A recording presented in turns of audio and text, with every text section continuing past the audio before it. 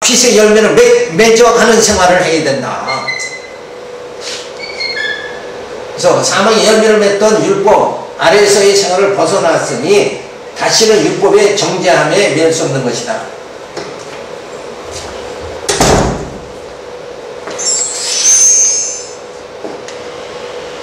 전에는 제 덩어리였죠. 그래서 제 노예로 살았습니다. 제가 왕노릇하였고 사망의 열매를 맺으며 살아갈 수밖에 없었다. 그래서 내 힘으로 산다. 나는 의인이다. 이런 인본주의로 살아가는 모습이었다. 근데 모세를 통해서 율법을 주심으로 인해서 정죄함을 받게 해주시는 거죠. 그래서 율법에 대해서 죽게 만드십니다. 그리고 어린 양 대신 예수 그리스도를 통해서 예수님이 죽으심으로 대속 사건을 통해서 율법에서 우리가 벗어나게 그렇게 만들어 주시죠. 그리고 예수님이 살으심으로 은혜 가운데서 우리가 살게 만들어 주십니다. 그래서 성령의 열매를 맺게 해 주시죠. 그래서 이제는 사는 것이라고 하평과 오래 참음과 자비와 양성과 충성과 온유와 절제의 열매를 맺게 만들어 주셨다. 이제는 탐욕에 사로잡혀가지고 형제와 칼 부리고 피투성이나게 싸우고 더 가지려고 몸부림치는 것이 아니라 이제는 뭐예요? 사랑과 실학과 합병과 오래 참과 양성과 충성과 이런 성령의 열매를 맺으면서 살아가게 되어졌다. 왜 그런가? 소망이 땅에 있는 것이 아니라 하늘에 있기 때문에 그렇다. 여기서 이 땅에 소망만 가졌다 그러면 피나게 싸워서라도 어떻게든지 뺏어서라도 내 행복을 취해야 되죠. 근데 이 땅의 소망이 전부가 아니니까 신령한 하나님 나라가 있으니까 이 땅에서 누리지 못한 나사로가 이 땅에서 누리지 못했지만 주의 품에 안겨서 모든 것을 누린 것과 마찬가지로 그 세계가 있다. 그 세계, 그 영적 세계, 영원한 세계가 있다. 이것이 믿어져야 되는 거예요. 현상 세계, 이 육체의 세계가 아니라 이제는 영적 세계, 영원한 세계가 있다. 그거를 믿어야 된다는 거예요. 그게 믿어져야 되고. 그래서 하나님의 도우심이 없이는 살 수 없구나 하는 것을 깨닫게 되어집니다. 그래서 하는 것마다 인간이 하는 것마다 다 내가 하는 것은 다 죄뿐이다. 그래서 이제는 영의 새로운 것으로 섬길 것이다. 영적 사람이 되어지면 이제는 뭐예요? 성령의 열매를 맺으면서 살아간다. 육체로서는 어둠의 열매를 맺어가는 거예요. 그러나 내가 영적 하나님의 사람이 되어지면 영의 열매를 맺으면서 살아가게 되어집니다. 그래서 전에는 제가 왕노릇하고 제 노예로 제 덩어리로 사망의 왕노릇했어요. 율법에 멍에 시달리는 고달픈 인생이었다. 근데 예수님 오셔서 죽으심으로 계속해 주시고 살으심으로 예수 안에서 새 생명을 얻게 만들어 주셨다. 그래서 이제는 육체의 사람으로 살아가는 것이 아니다. 나는 육체가 아니다. 내 안에 뭐예요? 예수 그리스도가 함께 하신다. 그러니까 질그릇 속에 뭐예요? 포화가 담겨져 있다. 질그릇은 내 육체를 말하는 것이고 포화는 뭐예요? 예수 그리스도의 생명이 내게 공급되어졌다. 그러니까 내가 사는 것은 뭐예요? 겉사람이 사는 것이 아니라 속사람이 사는 것이다. 내가 사는 것이 아니라 내 안에 그리스도가 사시는 것이다. 그리스도의 영으로 내가 사는 것이다. 이게 내 정체성을 바로 발견해야 돼. 내가 과연 어떤 사람이냐. 눈으로 보이는 육체의 사람만 생각하면 안 돼.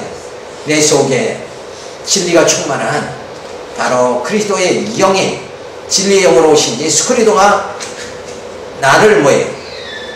나되게 만들어 가신다. 나의 나된 것은 주님의 은혜로다. 사도 바울이 벌써 고백한 그 말이 얼마나 깊이가 있는 거냐. 그런 삶을 다 통달하고 나서 사도 바울은 내가 산 것이 아니라 내 안에 그리스도가 사신다. 벌써 자기를 뭐예요? 부정한 거죠. 자기 부정이 주어져야 돼요. 이 육체의 삶이 전부가 아니라 그리스도의 영으로 사는 것이 이게 진짜 나의 본체다. 그렇게 나를 하나님 만들어 가신다. 이거를 깨닫고 사도 바울은 모든 것에 초연할 수 있는 그런 그래서 여러 가지 어려운 고난이 주어져도 그것을 다 이길 수 있는 거예요. 육체로는 고난당하나 마음으로는 뭐예요? 내가 주를 위해서 의를 위해서 고난받는 걸 즐거워하는 그것이 영광스럽다 생각하고 살아갈 수 있는 그 정말 그 기쁨의 그 생활이 저에게 주어졌다. 근데 우리 육의 사람으로서는 뭐예요? 그런 이런 신앙의 성숙함이 이루지 못한다 그러면 아니 뭐 돈 없으면 고달픈 인생이고 가시에 찔리면 아픈 거고 그저 이렇게 감각적으로 살아갈 수밖에 없는 게 인간의 모습 아니냐 이게.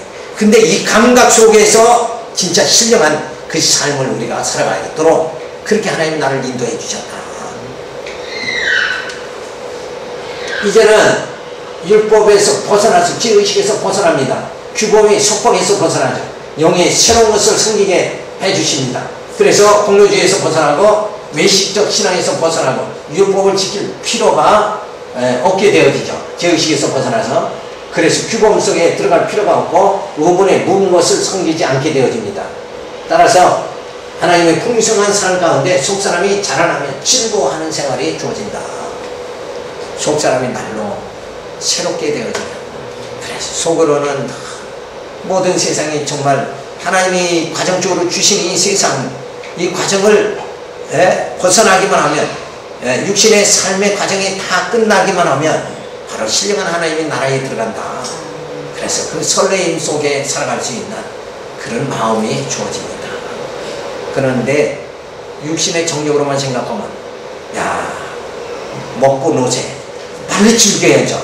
이제 죽을 날이 얼마 안 남았으니까 빨리 먹고 막 인생을 젊었을 때 노세 이러고 쾌락 속에 살 수밖에 없는 게 인생의 삶이다.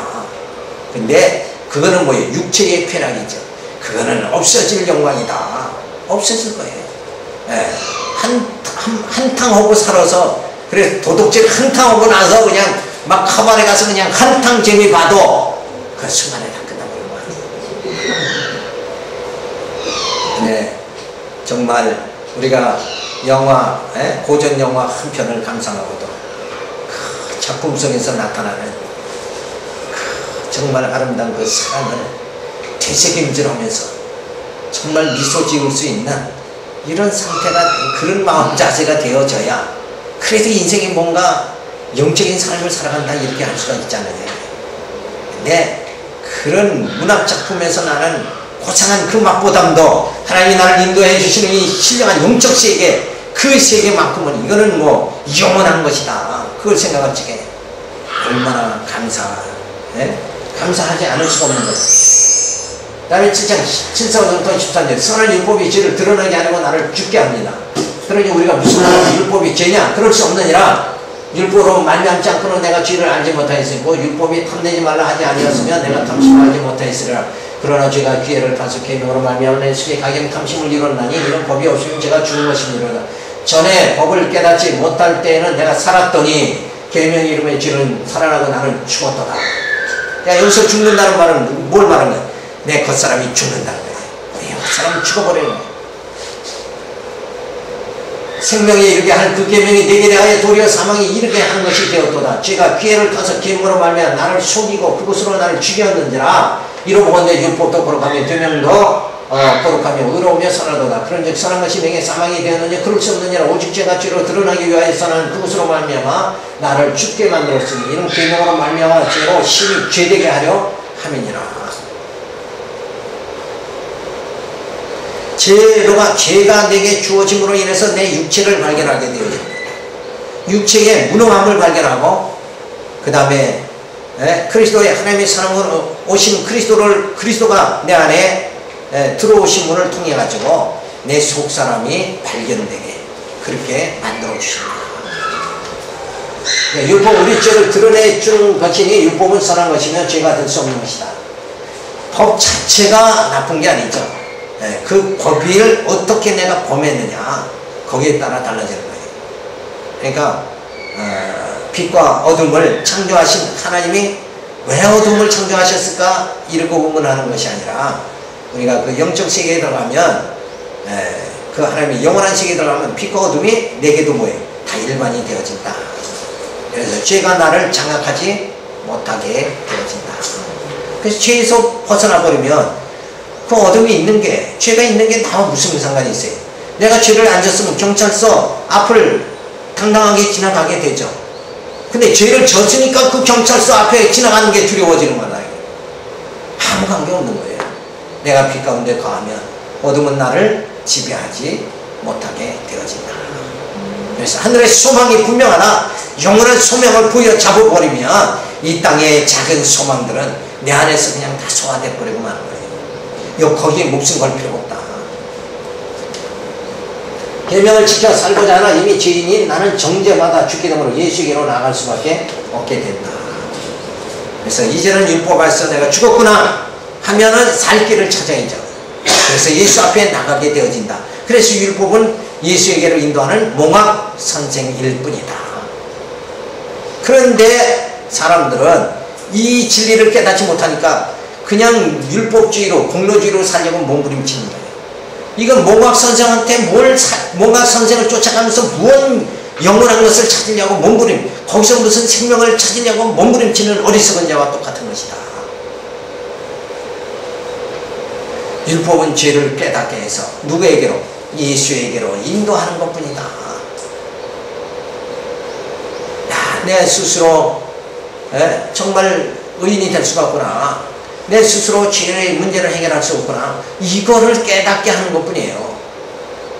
그리고 내 죄를 다 사해 주시는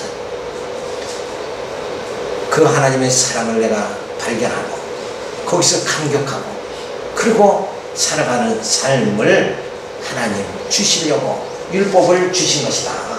그래서 율법이 그래서 선한 것이다. 하나의 율법은 도구에 불과한 건데 도구에다가 목숨 걸면 안 된다는 거예요. 생명과 빛으로 오신 그 예수님만이 내게 영원한 생명을 주신다. 이거를 우리가 부여잡고 살아가야 됩니다. 그래서 계명도 율법도 선한 것은 나를 죽게 만들고 제 이름을 깨닫게 하여 허탄한 길을 가지 않도록 하기 때문이다. 그래서 오직 신령한 그 세계를 바라볼 수 있도록 나의 율법 안에서 나의 허탄함을 깨닫고 무능함을 깨닫고 내가 정말 육체의 삶이 허상임을 깨닫고 실상인 하나님의 그 세계를 바라보게 만들어 주신다. 사람들은 다 이 땅의 허상을 바라보고 살잖아요. 근데 우리는 실상을 바라보고 사는 거예요. 저건 다 허상이다. 세상 물질로 주어지는 권력과 명예, 재력 이런 건 다 허상이다. 그게 내 영혼을 살리는 게 아니다. 내게 영원한 생명을 주는 게 아니다. 그러나 무익한 것이다. 그러면서 진리의 세계로 우리가 점점 들어가는 그런 삶이 우리에게 주시려고 이런 과정적으로 율법을 주셨다 하는 것을 깨달아야 됩니다. 모세에게 율법을 주셔서 율법은 계명과 규례가 주어지는데 계명에는 정죄가 주어지죠. 죄인임을 깨닫게 합니다. 그리고 사제는 양의 피로 죄를 사해 줍니다. 그래서 우리로 하여금 선에 이렇게 만들어 주시는데, 자, 인간의 그 본능은 탐심이 있고 우월감이 있어요. 그래서 결국은 탐심의 노예가 돼서 죄를 범하면 결국 정죄함을 받을 수밖에 없다. 그래서 죄인 되게 하신데 바로 율법 안에서도 양을 잡아서 죄를 용서 안 받죠. 이게 그림자적으로 보여준 거다. 진짜 어린 양으로 오신 예수 그리스도를 통해서 영원한 죄사함을 우리에게 베풀어 주셨다.